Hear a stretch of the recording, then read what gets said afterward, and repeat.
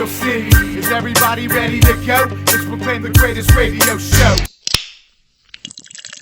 Welcome, fans, to our Week 14 Steelers preview. I'm your host, Jim Stella, here with Jay Dash. The Pittsburgh Steelers travel to Buffalo to take on the 6-6 Bills. The Steelers are 7-5 and still playing for their playoff hopes. This is going to be a good matchup, although the Bills have been struggling a little bit lately. Yeah, I guess the Bills are playing for a playoff spot as well. They're still 6-6, so they still have a shot at the playoffs, so it's not like they're going to give in or anything. But like you said, they're struggling. 2-5 over their last 7 games. Although those losses, you got the Dolphins, Patriots, Seahawks, and Raiders, so those are some tough games. Their 2 wins in that span at the Bengals and versus the Jaguars. So they won when they should have, and they lost when they should have, I guess. But right before that, they were on a 4-game winning streak, including a 16-0 win at New England. So they're not a terrible team or anything. You can't just lay down against them. Did you know that if the Patriots and the Raiders finish with the same record, the Raiders win the tiebreaker because Buffalo smoked the Patriots? How's that work, though? Because the Patriots also smoked Buffalo. They're 1-1 against them. Yeah, but the record against common opponents, if they both went out, which was like the third or fourth set of tiebreaker, it goes down to Oakland having a better record. They will have been 5-0 against common opponents, and the Patriots are 4-1 with that loss to Buffalo. Okay, I see. All the other tiebreakers obviously tie. Well, I think the way to stop the Buffalo Bills is you got to shut down LaShawn McCoy. This is the playmaker on his team. He's just under 1,000 yards right now. He needs 51 more yards to get there. Has 9 touchdowns on the ground. He still has 35 catches on the season, but he only has 236 yards receiving and a touchdown. So he doesn't do what he did when he was a Philadelphia Eagle in the passing game. But he's still their go-to guy, especially with Sammy Watkins missing much of the season. He is back now, but he has just 12 catches on the season. Since he came back, he really hasn't done anything big. Now, you still got to keep an eye on him because really he's their main playmaker in the passing game still. That they have Robert Woods and Marquise Goodwin out there who can make some plays. They're both good number 3, number 4 wide receivers. They really don't have the number 2 out there. And Charles Clay is a tight end, a decent tight end. He's solid in the passing game, a solid blocker as well. Nothing spectacular. But it's LaShawn McCoy and his offense is who you got to look out for. And we've seen that the Steelers do get beat by running backs in the passing game at points this season, not all season long or anything, but we've seen some big games by running backs in the passing game, and we know, like I said, McCoy hasn't done huge things this season in the passing game, but we know he can, so that's something they're going to have to look out for. Buffalo comes into this game boasting the NFL's number 1 rushing attack at just a shade under 162 yards. But they also have the NFL's worst passing attack at 181.5 yards. With that said, they are averaging more points per game than Pittsburgh, and they have 25.4 to Pittsburgh's 24.2. Everybody talks about how bad Buffalo's offense is. Why is their offense bad if they're scoring more points than the Steelers? That's a good question. It has a lot to do with perception, and the perception is Ben Roethlisberger is a baller, and Tyrod Taylor, like you said, they don't get it done too much in a passing game. This is a passing league now. Tyrod Taylor just has 11 touchdown passes, 5 interceptions, but the reason they're so good on the ground has to do with Tyrod Taylor as well. He's second on a team with 469 yards rushing and has scored 6 times as well. And Gillislee has 6 touchdowns. They have 23 rushing touchdowns on a season, twice as much as passing touchdowns out of Tyrod Taylor. Now on defense, the Bills are a little better the pass defense game. They're 8th in the league. The Steelers are 19th. But the Bills can't stop the run. They're 26th in the league, and Pittsburgh is 6th. So it looks like this is a pretty even matchup on paper. But to me, with the eye test, the Steelers are a better football team. Now, that doesn't mean I guarantee a victory or anything like that. But the Pittsburgh Steelers have more weapons on offense, so I don't know why they're not scoring more points than they are. And on defense, they got a lot of young guys stepping up. Not questioning Buffalo's defense. Rex Ryan's a defensive coach. I guess he kind of knows what he's doing a little bit on defense. He's had some good ones. But this Bills team, I don't know. I feel like they can be exposed on the ground, and Le'Veon Bell's been balling as of late, especially during this 3-game winning streak. So I really think that the Pittsburgh Steelers are going to be able to go into this game and, give a heavy dose of Le'Veon Bell. You run him somewhere around 25 to 30 times like they've been doing recently. Roethlisberger throws anywhere from 30 to 35 times, depending on the game situation or whatnot.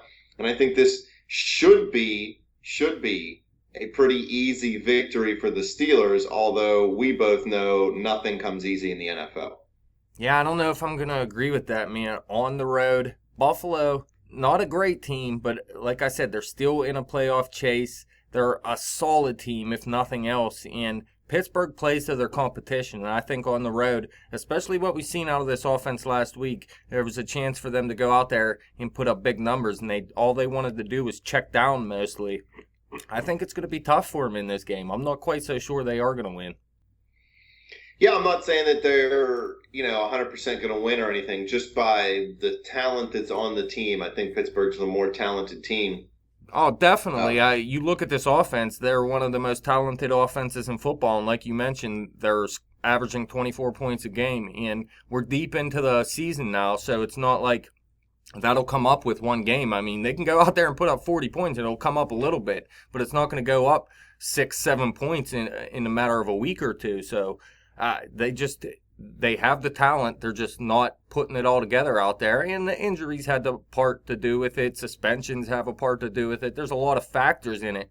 But in the end, I don't see this as a 30-point per week team. And how many times have they put up 30 points this season? I don't even know. No more than 3 or 4, I would say. They did it in week 1 at the Redskins. They did it versus the Chiefs. They won 43-14. They did it versus the Jets. They won 31-13. That was in back-to-back weeks. During their 4-game losing streak, they did it once. They lost to the Cowboys 35-30. And I will put that one on the defense because Ben went down and took the lead in that game. And the defense just blew it in the end. And Ezekiel Elliott just took it straight to the house easily. But during this 3-game win streak, they haven't put up 30 points either. So I do think it is, 4 times I said. Yeah. Is there any chance Sammy Coates can make an impact in this game or even at all again this season? I mean, just in your opinion. Obviously, there's always a chance anybody can make an impact. But from what you've seen over the last 6-7 weeks now, do you think that that's probable? Oh, what have I seen? 1 catch? I mean, I really haven't seen anything, so I would say no at this point. There's always a chance. Who knows? Maybe his hand heals up and he's feeling a lot better this week and he does get involved. I think there's a chance he gets involved by the end of the season. I think he is going to step up and become a part of this offense again at some point. We seen what he did at the beginning of the season, and even though I don't expect him to just dominate like that, I do think he is good enough to be a part of this offense at least. But I'm not going to say he's going to go out there and be a factor this week. I can't trust that right now. I don't know how mangled his hand is, but ever since they said he had lacerations in his hand, it turned into like eight broken fingers on one hand. Please believe he's got the most broken fingers on one hand in the history of the NFL. Believe it. Do you believe in Tyrod Taylor? He's not having a bad season, but he's not having a great year. I believe he's due somewhere around $27.5 million from the Bills if he's on the team as of the 4th day of 2017 league year. If you were the Bills front office, would you keep him on the team or release him and I think it'd take like a $3 million cap hit? It's hard to say. He really hasn't had any receivers around him this season. Like I said, he's had really 3s and 4s around him in the passing game with Sammy Watkins out most of the season. Now that Watkins is back, maybe he can improve a little bit. But he has less than a touchdown thrown per game, which is terrible in today's NFL. Now, he does have those 469 yards rushing plus 6 touchdowns, and he's only thrown 5 picks, so he does a good job of taking care of the ball at least. I think if you put some receivers out there around him, he'd have some better numbers as well. So I don't think he's a terrible quarterback or anything. You look, this team's 6-6, and all they really had this season was LaShawn McCoy around him, man. Is Percy Harvin the receiving version of Tony Romo? Every single time he gets hit, the dude crumbles. I don't even think he took a hit, though. Percy Harvin's worse than Tony Romo. And he was like, oh, my ribs. Yeah, he's worse than Tony Romo. I don't even know who to compare him to. Why would Buffalo even mess with that guy? You hadn't even heard anything about him, and then all of a sudden, when he came back, the article says the Bills reached out to him. Like, F that dude. Can't believe they wasted their money on him. Well, I tell you what, man. In his prime, he was a baller. Yep. And he's still not old, is he? He's probably... No, he just has blasted out knee and a blasted out hip. And his head, right? He has migraines and everything, concussions. I just thought you meant he was psychotic. Yeah, he probably has some head issues. Yeah, he definitely does. Dude's garbage. No chance at making an impact. You said he's on the what? NFI list, the non-football injury list. Yeah, he's done for the season. Dude's garbage. RG3 is probably going to be back for the Browns, though, on a side note. Yay. How many away games do the Steelers have left after this? 2? 2. Well, no, just 1 after this. They only have 3 games left, and they have the Browns and the Ravens at home. And they got the Bengals in Cincinnati. Yeah, so it's like 3 home games if you ask me. That's why I need to see them go out there and look good offensively this week. And not that I'm saying it's going to happen. I don't believe it's going to happen. But the only 2 times they did it on the road were primetime games, the week 1 versus the Redskins. That was in Washington, obviously, and in Indy just a couple weeks ago. They look good on the road. But again, 2 primetime games. I just want to see them go out there in a normal 1 o'clock game and look good on the road. Well, they'll have a chance at Cincinnati because that game got flexed out of the primetime game into a 1 o'clock game, and it really makes me angry because now I'm going to have to stream it on the internet instead of being able to watch it. Yeah, but like I said, man, that doesn't count to me. They can go out there and ball in Cincinnati, and it doesn't count to me because it's like a second home to them. They should go out there and ball in Cincinnati. So that one doesn't count.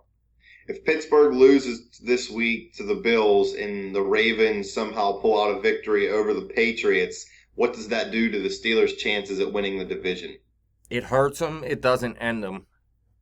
Now, do you have... You'd have to go out there. You'd obviously have to go and win out 3 straight division games. I think Baltimore is going to lose to New England, but even if they don't, they're going to lose. They could lose any one of their games in this end of the season here. I can't remember the schedule. Easy and I just looked at it the other day. It's a tough schedule, so they could lose any one of those games. And if let's say Baltimore beats New England and the Steelers lose to the Buffalo Bills, they'd have a game advantage, plus the Steelers would have to beat them, and I think Baltimore would still hold the edge at that point, correct? Even though... Yeah. Yep. So they're going to have to make up a good bit of ground, but I still think it's possible in that 3-week span to end the season. Every year they always take the worst team in the NFL and say that the best team in college can beat them. You think Alabama could beat the Browns? No. Yeah, me either. RG3 would run wild, brother. Believe it.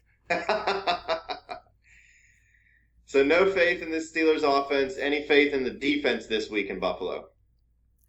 Yeah, I think the defense is going to have a good game. They're on a strong stretch right now, 3 straight games where, I mean, they've been the reason this team is winning. And really, they've been the reason they've won every game they've won this season.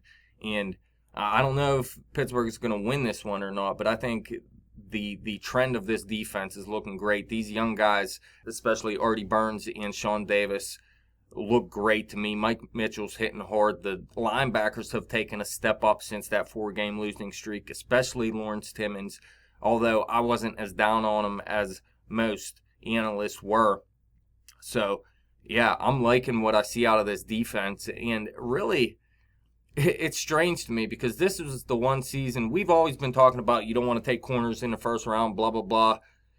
This is probably the best draft I've seen out of Tomlin. Yeah, and just a really good draft for corners in general, basically. I know, what was it, William Jackson the third or whatever for Cincinnati got hurt before he even got a chance to play. But Eli Apple's played well. Artie Burns has played well. A couple of the other first round guys. Usually, like you said, corner is one of the hardest things to project coming into the NFL. It's really easy to take a swing and miss on somebody in the first round. And I think a lot of these first rounders have played well their rookie years. As far as rookies go in the Steelers defense, I think Javon Hargrave is the one guy who gets overlooked a lot, especially in Cam Hayward's absence. I know Tuitt has stepped up and moved around on the line a lot, but I think Hargrave has settled in nicely into a position. And by the way, have you seen that Tuitt has now, I'm pretty sure, trademarked "Do It to It"? So he pretty much stole our catchphrase from his rookie season. It's all right. Just call him "Put your back into it." I like it because he's fat. LaShawn McCoy, will he be able to run the football on this Steeler defense? Only 60 yards per game given up on average in the last 3 games for Pittsburgh.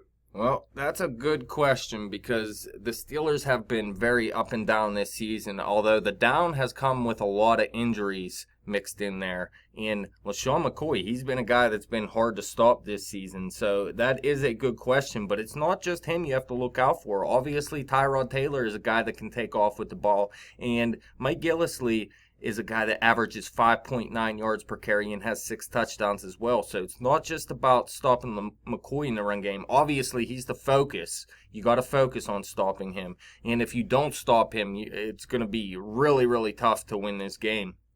But I do think they can stop him.